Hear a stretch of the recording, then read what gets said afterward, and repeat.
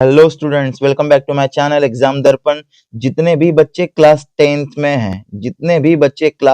में हैं और 17 फेब को मैथ का पेपर देने वाले हैं, ये वीडियो उनके लिए सबसे ज्यादा इम्पोर्टेंट है क्योंकि मैं आपको बताने वाला हूं एक मैथ का वायरल पेपर जो कि 100% आपके एग्जाम में आने वाला है। 100% आपके एग्जाम में यही पेपर आने वाला है। तो कोड क्या है एक बार देख लेते हैं बेटा। कोड है 20411। इसके बाद आपको नोट देखना भी बहुत इंपॉर्टेंट है। क्या है, फर्स्ट पॉइंट देखते हैं नोट का। Please check that this question paper contain 27 printed page. एक बार आपको चेक कर लेना है कि इस क्वेश्चन पेपर में टोटल 27 प्रिंटेड पेज है या नहीं है। नेक्स्ट पॉइंट नंबर 2 है question paper code given on right hand side. Question paper code आपको राइट हैंड साइड में दिया हुआ है, ठीक है। Be written on this title page answer book. ये कोड आपको अपनी आंसर बुक में लिखना है, स्टूडेंट को अपनी आंसर बुक में लिखना पड़ेगा। नंबर 3 देखते हैं क्या है। Please check that this question paper contain 38 questions. आपको इस क्वेश्चन पेपर में एक बार कंफर्म कर लेना है कि टोटल 38 क्वेश्चन है या नहीं है। पॉइंट नंबर 4 बोल रहा है please write down the serial number of the question paper. जो सीरियल नंबर है वो भी आपको अपने आंसर बुक में लिखना पड़ेगा किसी भी क्वेश्चन को अटेम्प्ट करने से पहले। पॉइंट नंबर 5 है 15 minute has been allotted to read this question paper। आपको 15 मिनट मिलेगा ये क्वेश्चन पेपर पढ़ने के लिए, है ना।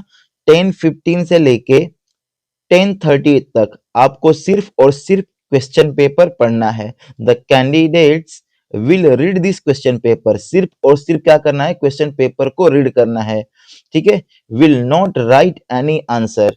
आपको कोई भी आंसर नहीं लिखना है ऑन द आंसर बुक इस टाइम, ठीक है। आपको सिर्फ इस टाइम में कोई भी क्वेश्चन आंसर शीट में आपको आंसर नहीं लिखना है। आगे बढ़ते हैं, यहाँ देखते हैं टाइम कितना मिलेगा आपको।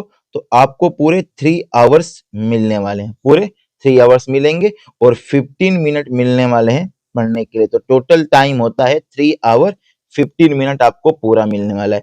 मार्क्स कितने होंगे बेटा, 80 मार्क्स का पेपर होगा, फुल 80 मार्क्स का पेपर होगा। और आज मैं आपको 80 में से 80 फुल पूरा कंफर्म कराने वाला हूँ। 80 में से 80 आपको फुल कंफर्म कराने वाला हूं मैं आज। तो अब जल्दी से इसका जनरल इंस्ट्रक्शन वाला पार्ट कर लेते हैं क्योंकि ये पार्ट भी बहुत इंपॉर्टेंट है, आपको इसको पढ़ना ही पढ़ना है। क्या बोला है, read the following instruction very carefully and strictly follow them. इस इंस्ट्रक्शन को केयरफुली पढ़ो और उसको केयरफुली स्ट्रिक्टली क्या करना है, फॉलो करना है। फर्स्ट पॉइंट क्या बोल रहा है, this question paper contain 38 question. इस क्वेश्चन पेपर में टोटल 38 क्वेश्चन है। All questions are compulsory. सारे क्वेश्चन क्या है, कंपलसरी है। नंबर 2 बोल रहा है this question paper is divided into 5 section. ये क्वेश्चन पेपर टोटल 5 सेक्शन में डिवाइड है। Section A, B, C, D और ई में डिवाइड है। पॉइंट नंबर 3 बोल रहा है इन सेक्शन ए में question number 1 to question number 18 are multiple choice question. कि 1 से लेके 18 तक के क्वेश्चन जो होने वाले हैं वो मल्टीपल चॉइस क्वेश्चन होंगे। एंड क्वेश्चन नंबर 19 एंड 20, जो क्वेश्चन नंबर 19 है और क्वेश्चन नंबर 20 है are assertion reason based. Assertion reason वाले क्वेश्चन होने वाले हैं। Questions of 1 marks each. हर एक क्वेश्चन के लिए कितने नंबर मिलेंगे आपको, तो 1 मार्क्स मिलेगा हर एक सही जवाब के लिए। Point number 4 in section B में क्वेश्चन नंबर 21 टू 25, 21 से लेके 25 तक क्या होंगे, very short answer type questions, ठीक है। कैरिंग 2 मार्क्स, हर एक क्वेश्चन 2 नंबर के लिए होने वाला है। Point number 5 in section C में क्वेश्चन नंबर 26 टू 31, 26 से लेके 31 तक क्या है ना, शॉर्ट आंसर टाइप क्वेश्चन क्या होंगे? Short answer type question carrying 3 marks each. हर एक क्वेश्चन के लिए कितने नंबर होने वाला है?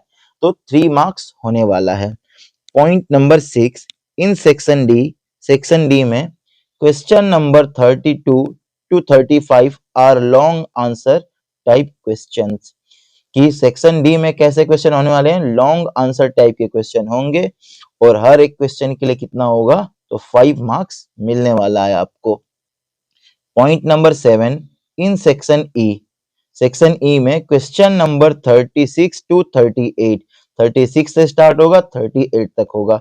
और केस स्टडी बेस्ड क्वेश्चन, कैसे क्वेश्चन होंगे? तो केस स्टडी वाले क्वेश्चन होने वाले हैं, कैरिंग 4 मार्क्स ईच। हर एक क्वेश्चन के लिए 4 मार्क्स मिलेगा आपको, लेकिन इंटरनल चॉइस इज प्रोवाइडेड। यहां आपको इंटरनल चॉइस मिलने वाले हैं कितने मार्क्स के लिए? तो 2 मार्क्स क्वेश्चन में इंटरनल चॉइस मिलेगा इन ईच केस, हर केस स्टडी में। ठीक है। पॉइंट नंबर 8 बोल रहा है, there is no overall choice. आपको कोई भी ओवरऑल चॉइस नहीं मिलने वाली है। However an internal choice has been provided. आपको इंटरनल चॉइस मिलेगी देखने के लिए। ठीक है। सारे क्वेश्चन में 38 के 38 क्वेश्चन में से आपको ऑप्शन नहीं मिलेगा, आपको इंटरनल चॉइस मिलेगा सिर्फ क्वेश्चन में। ठीक है। जैसे इंटरनल चॉइस का मतलब है, जैसे ये एक क्वेश्चन हो गया 1 और ये एक क्वेश्चन हो गया क्वेश्चन 2, तो इसमें और का ऑप्शन मिलेगा, दोनों में से कोई एक आप कर सकते हो। ठीक है। पॉइंट नंबर, अच्छा आगे यह लिखा है 2 क्वेश्चन इन सेक्शन बी, तो 2 क्वेश्चन मिलेंगे चॉइस के लिए आपको सेक्शन बी में।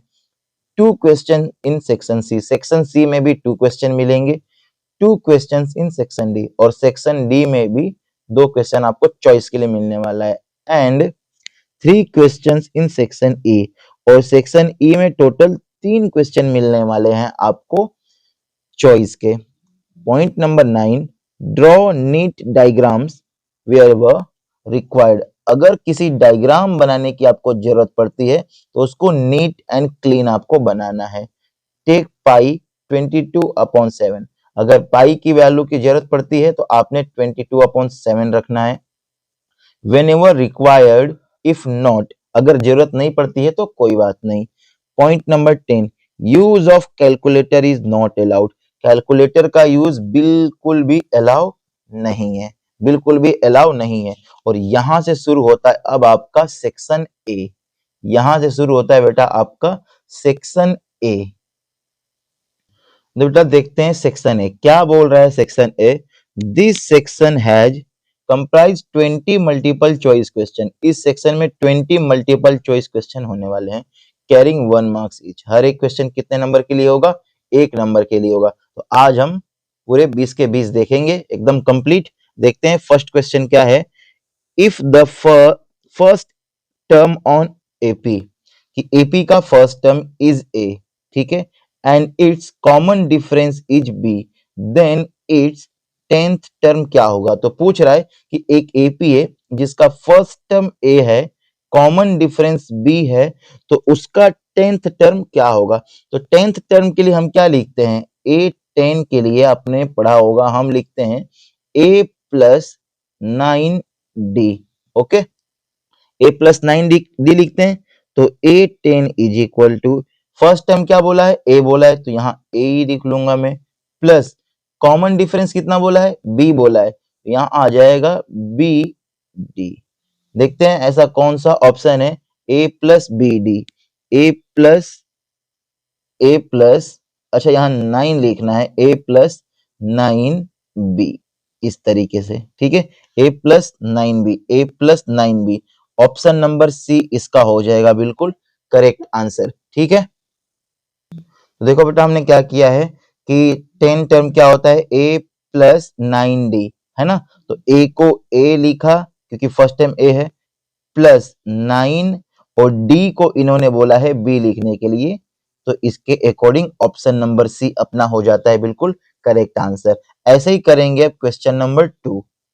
क्वेश्चन नंबर 2 क्या बोल रहा है?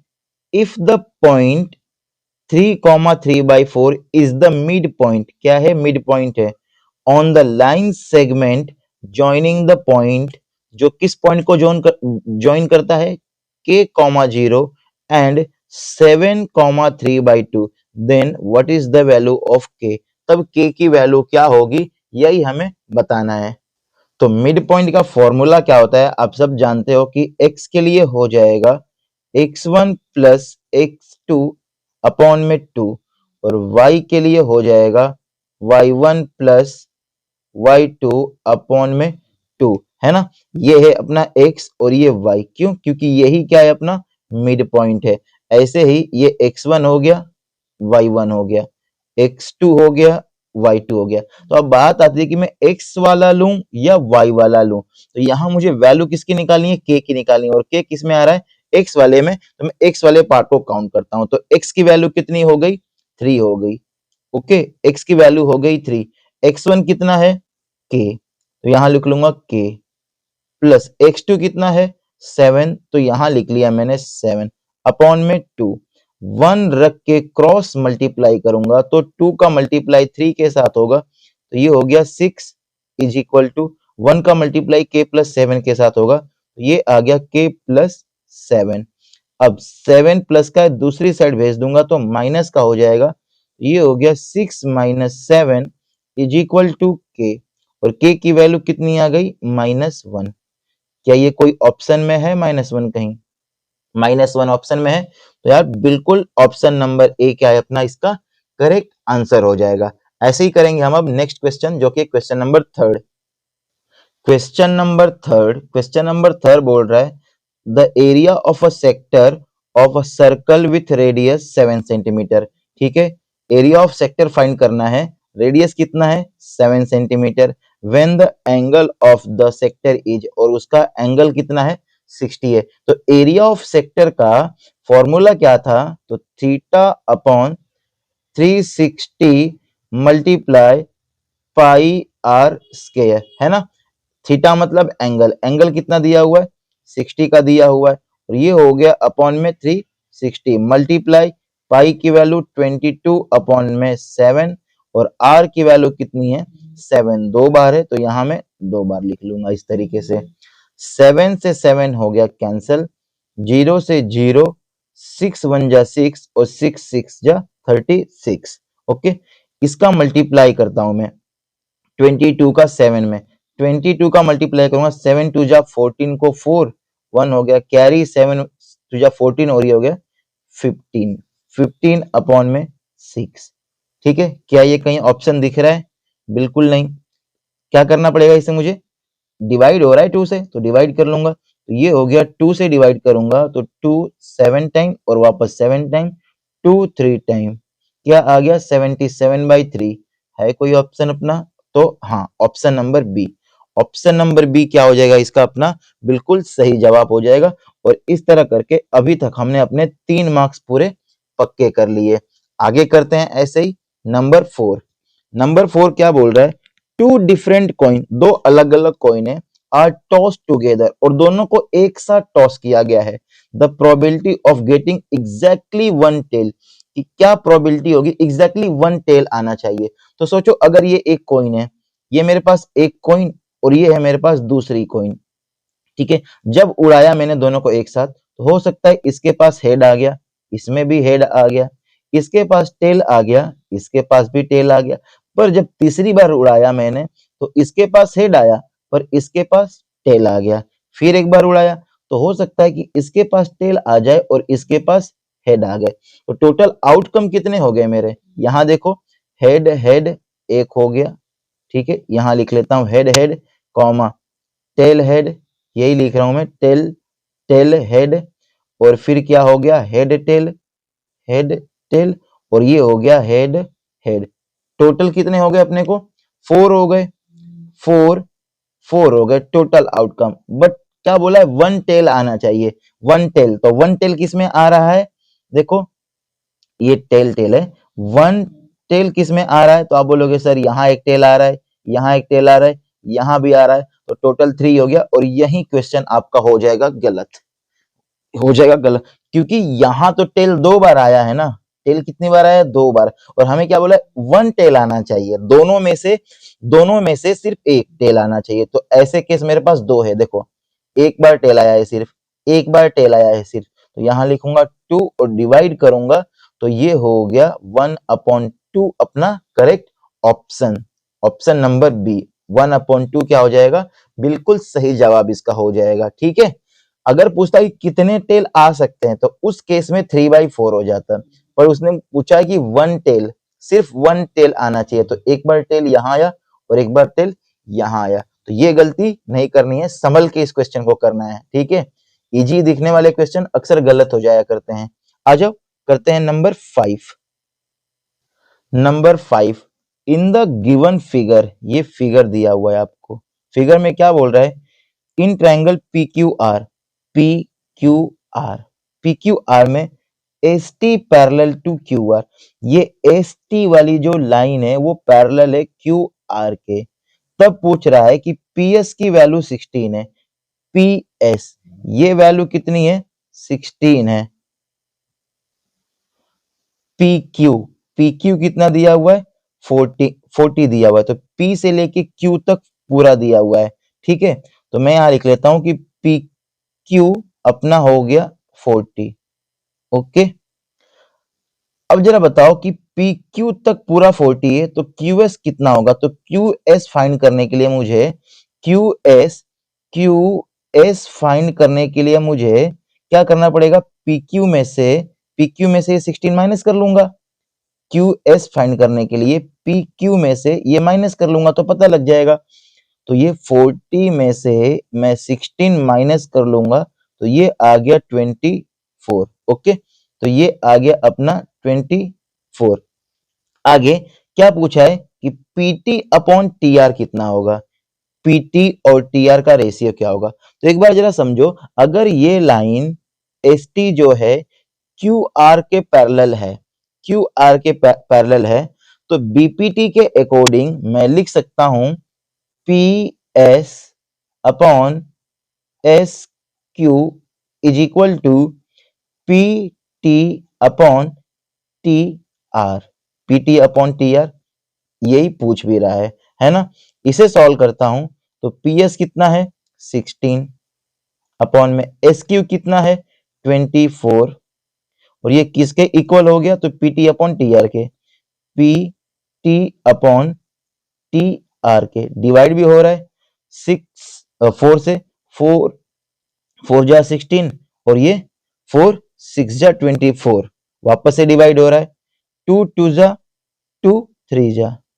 ओके, तो आंसर आ गया, इसका आंसर आ गया 2 अपॉन में 3, बट हमें क्या पूछ रहा है रेशियो में, तो रेशियो में क्या बोलूंगा मैं 2:3, 2:3। अब 2:3 के अकॉर्डिंग अपना ऑप्शन नंबर ए हो गया करेक्ट। दिखने में तो ये क्वेश्चन आपको बहुत इजी लगा होगा, पर मैं दावा करता हूं कि इस क्वेश्चन को 90% बच्चे गलत कर देते हैं।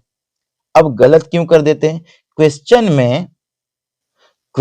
में क्या बोला है, S T parallel to Q R, ये जो लाइन है इसके पैरेलल है ना, तो इस केस में हमेशा हम क्या लिखते हैं P S upon S Q, P S upon S Q और PT upon T R, BPT के अकॉर्डिंग लिख लेते हैं। लेकिन अगर यही ये बोल दिया होता कि ट्रायंगल ट्रायंगल पी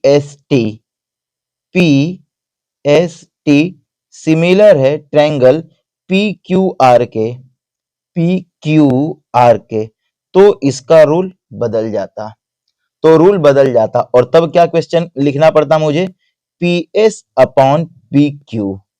ठीक है, P S upon P Q is equal to P T upon P R, तो ये ध्यान रखना है, वरना सावधानी हटी और दुर्घटना घटी वाला काम हो जाएगा। नेक्स्ट क्वेश्चन करते हैं जो कि है नंबर 6। ठीक है, नंबर 6 में बेटा क्या बोल रहा है, which of the following is an incorrect statement, कौन सा इनमें से एक गलत स्टेटमेंट है, ये पता करना है। तो चलो एक एक करके पढ़ते हैं। बोल रहा है टू कॉन्ग्रुएंट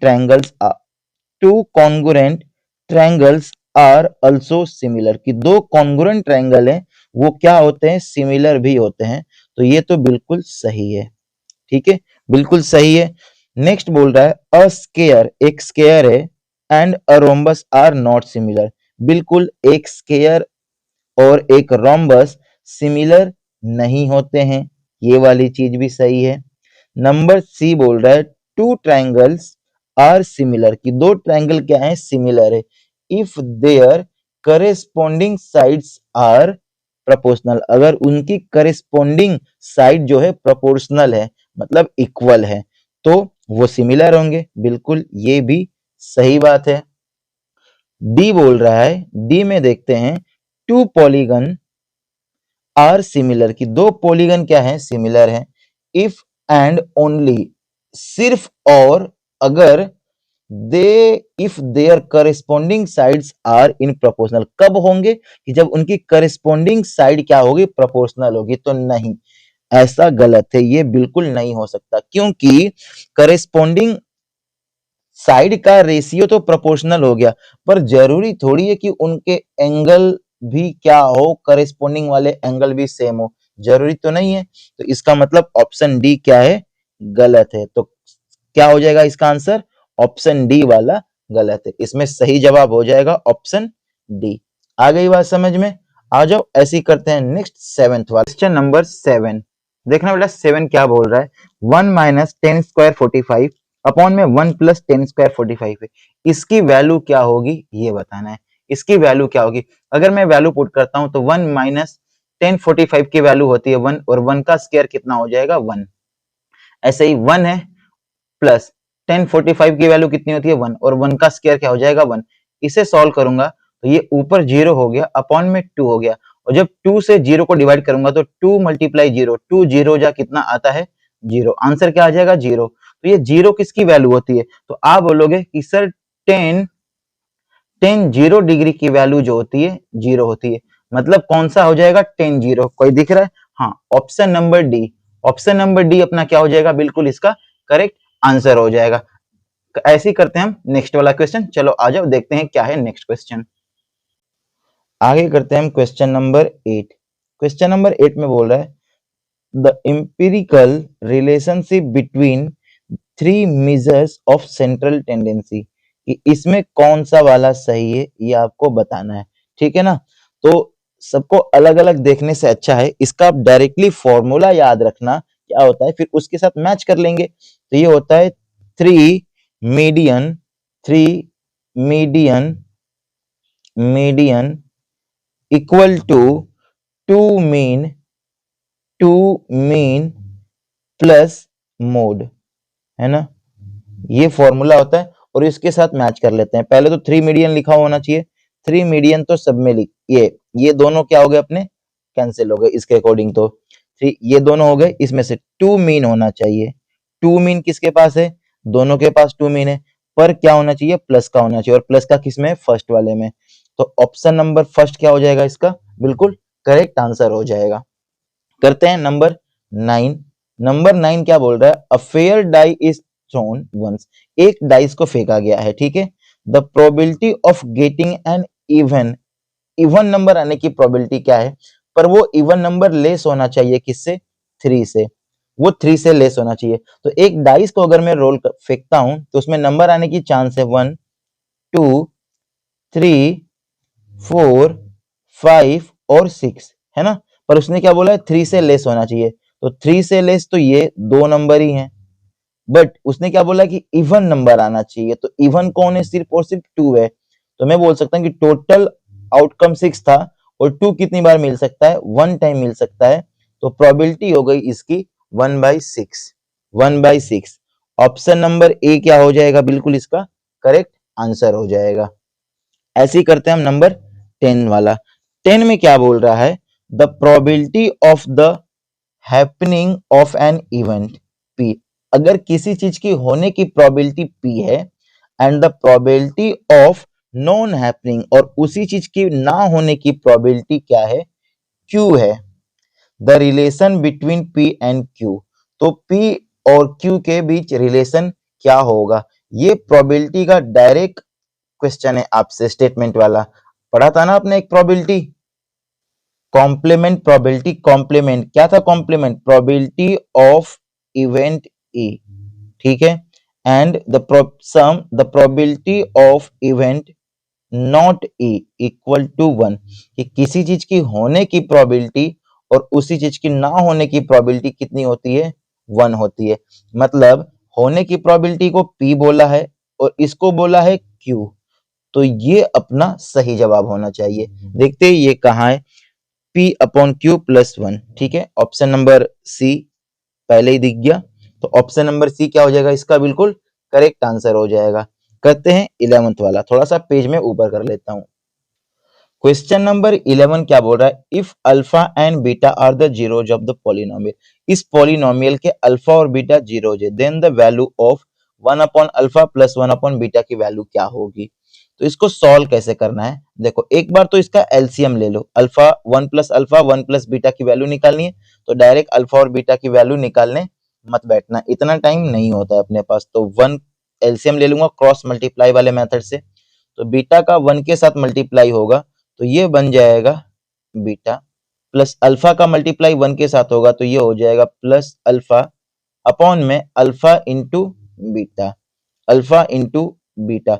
अब तुम्हारे दिमाग में लगाओगे सर अल्फा प्लस बीटा हो या बीटा प्लस अल्फा हो एक ही बात है, इसकी वैल्यू तो मुझे पता है क्या होती है, सम ऑफ जीरोज के बराबर होती है। क्या होती है, सम ऑफ जीरोज के बराबर होती है, और ये होता है माइनस बी अपॉन ए, है ना। और अल्फा इंटू बीटा क्या होता है, तो आप बोलोगे सर प्रोडक्ट ऑफ जीरोज होता है, जो कि होता है सी upon A.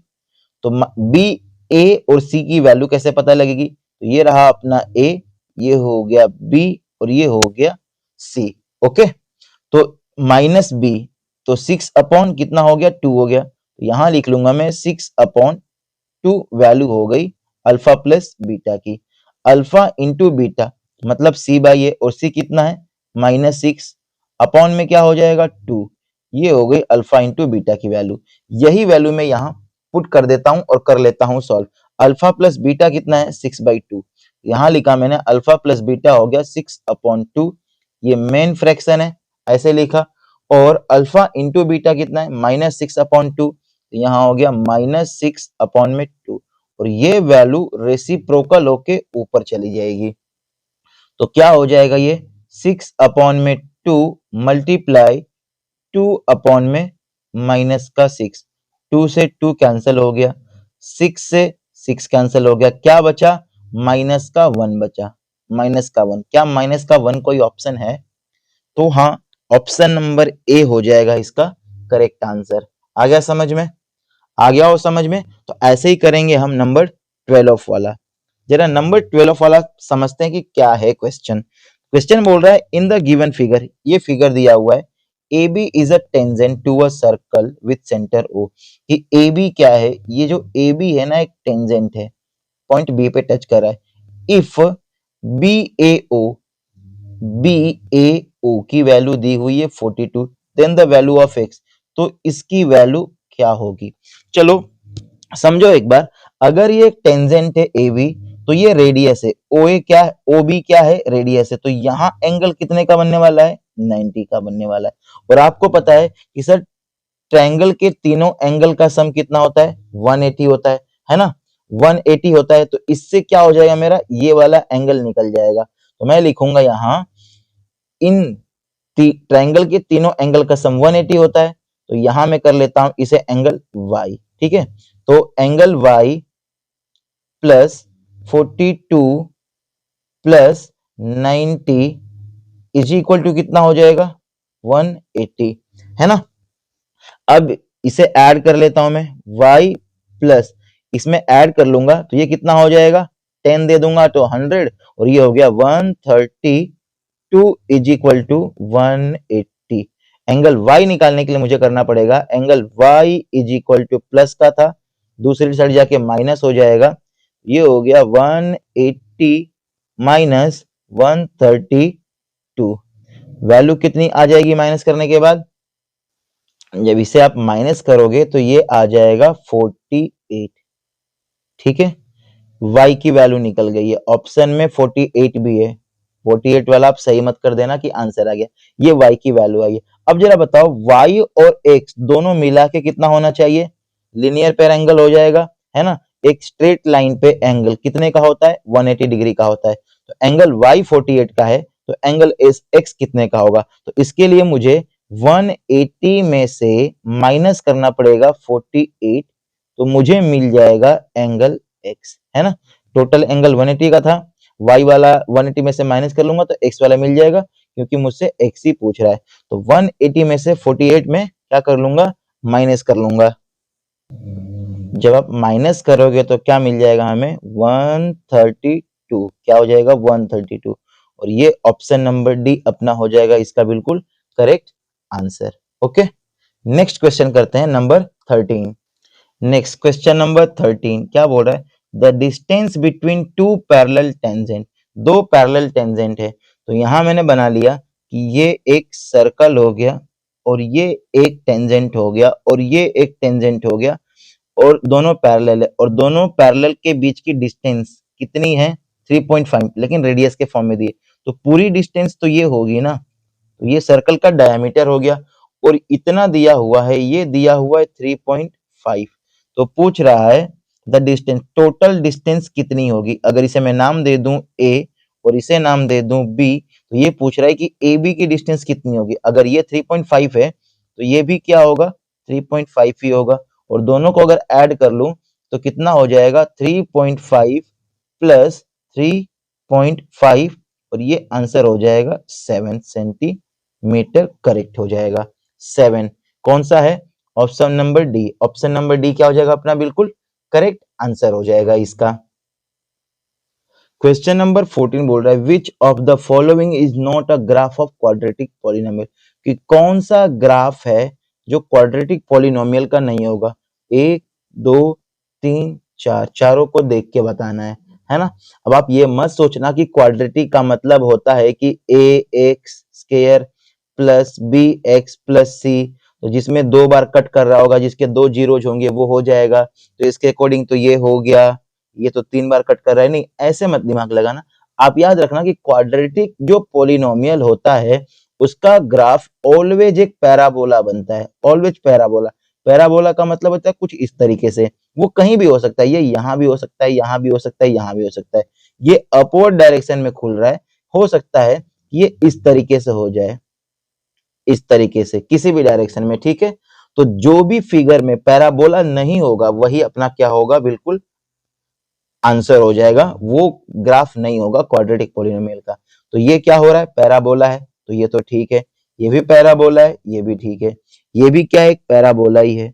But option number D देखो, ये पैराबोला नहीं है, कुछ इस तरीके से आ रहा है ना। तो ऑप्शन नंबर डी गलत है, इसका मतलब कि ये ही क्या है, क्वाड्रेटिक इक्वेशन का पैराबोला नहीं हो सकता है। तो हम बोलेंगे सर ये ऑप्शन नंबर डी इसका हो गया बिल्कुल करेक्ट आंसर, अच्छे से याद रखना है ये। करते हैं नंबर 15 वाला।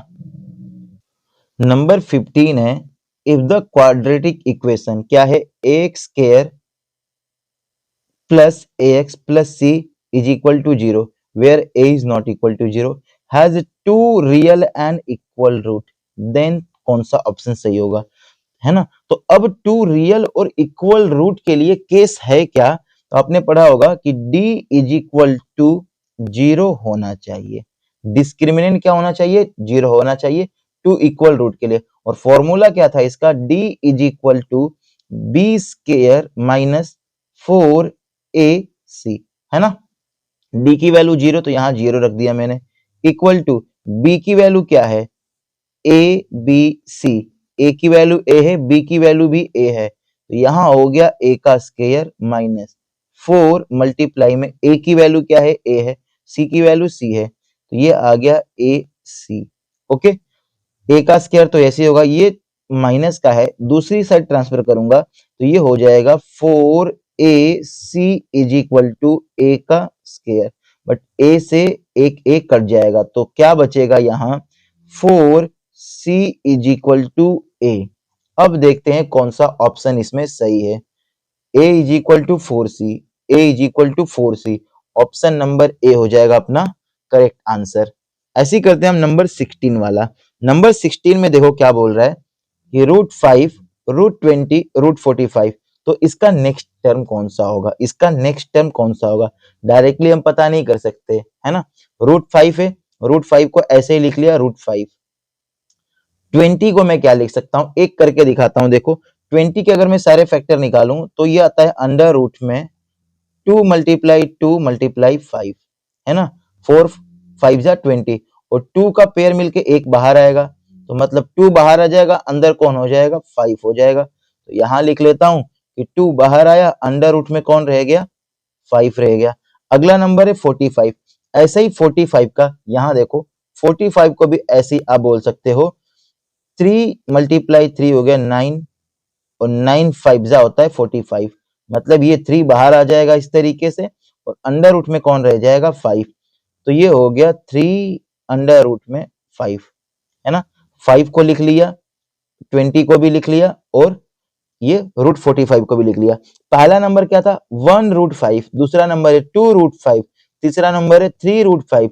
तो अगला नंबर क्या होना चाहिए, 4 रूट 5। अगला नंबर होना चाहिए 4 रूट 5। ऑप्शन कौन सा हो जाएगा, ऑप्शन नंबर बी। साफ साफ दिख रहा है, ऑप्शन नंबर बी क्या हो जाएगा, इसका बिल्कुल करेक्ट आंसर हो जाएगा। ओके, आ जाओ करते हैं नंबर 17 वाला, थोड़ा सा पेज करता हूं मैं। नेक्स्ट बेचा क्वेश्चन नंबर 17 क्या बोल रहा है, the solution of pair of a linear equation.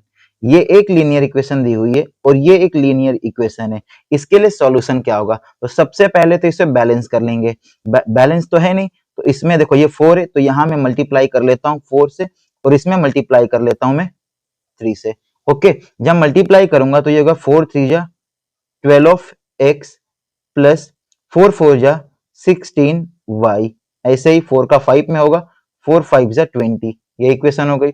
इसमें जब 3 का मल्टीप्लाई करूंगा तो ये हो गया 4 3 जा 12x प्लस 3 3 जा 9y इज इक्वल टू 3 9 जा 27। इन दोनों में हम एलिमिनेशन मेथड अप्लाई कर लेंगे। कैसे, देखो, तो इस इक्वेशन को मैं यहीं लिख लेता हूं, तो ये हो गया 12x प्लस ये हो गया 9y इज इक्वल टू 27।